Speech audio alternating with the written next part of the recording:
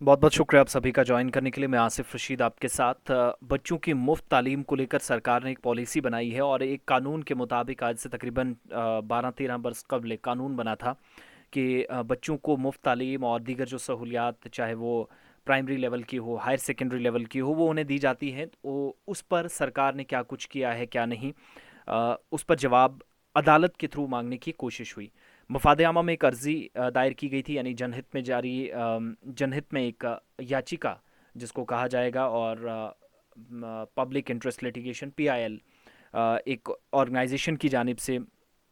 लगाई गई थी, और अदालत के ज़रिए हुकूमत से ये पूछने की कोशिश हुई थी। यंग लॉयर्स फोरम, यानी YLF, इस फोरम की जानिब से इसने ये जानने की कोशिश की कि जम्मू कश्मीर के अंदर भी मुल्क के बाकी हिस्सों की तरह एक सिस्टम है, और वो है the rights of children to free and compulsory education act. बच्चों को ज़रूरी जो इब्तदाई मराहिल में 4th 5th तक जो है वो तालीम दी जाना बहुत ज़रूरी समझी जाती है, या 8 तक कवानीन के मुताबिक क्या वो दी जाती है। और दूसरा, ये तालीम मुफ्त में कैसे उन बच्चों तक जिनकी रसाई आसानी से इदारों तक नहीं है। तो ये सारी चीज़ें जानने के लिए PIL दायर की गई थी। अदालत में एक अर्ज़ी दायर की गई जिसके ज़रिए जानने की कोशिश हुई, और ये अर्ज़ी जो है वो दायर की थी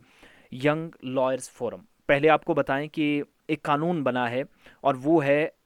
the rights of children to free and compulsory education act 2009 का ये बना है। इसकी 3-4 अहम शिकें हैं, अलग अलग सेक्शंस हैं। सेक्शन 2N सेकंड है,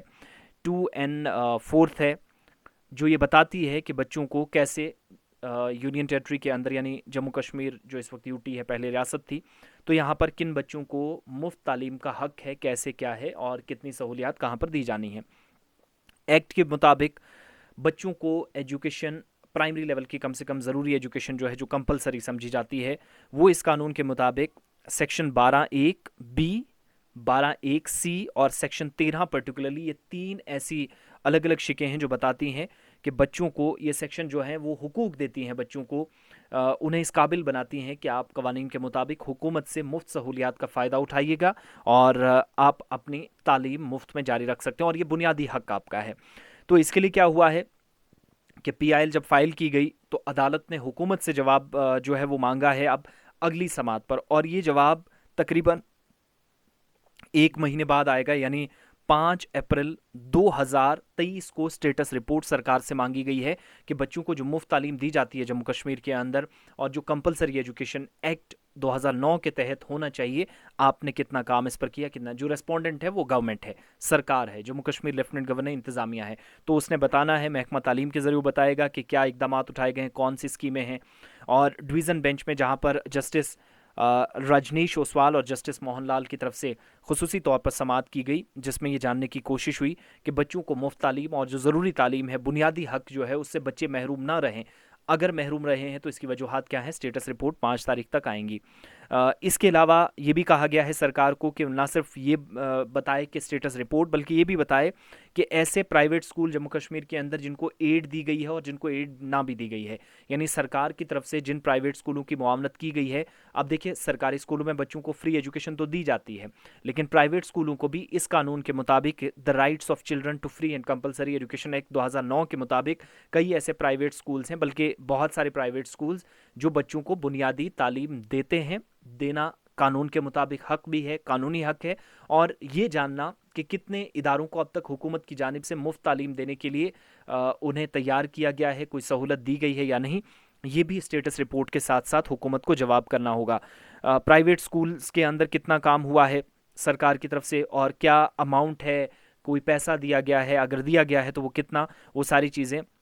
जब से जम्मू कश्मीर के अंदर भी एनफोर्समेंट हुई है,